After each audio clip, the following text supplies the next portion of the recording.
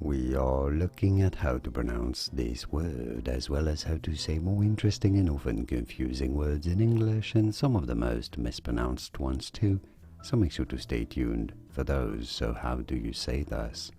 Well, believe it or not, there are 3 correct but different pronunciations for this word. In British English, it is either said as respite, with an emphasis on that second pite syllable, but some also say it, and it is also correct to say it as respite. Now, in American English, it is generally said as respite, respite.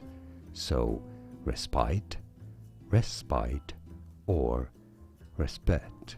And now you know it all. Did you get this? Was this any helpful? Let me know in the comments and by using the like button. Thank you kindly for your support. More videos here on how to pronounce more interesting words and names that many mispronounce. You won't after watching those. I'll see you there to learn more. Thanks for watching.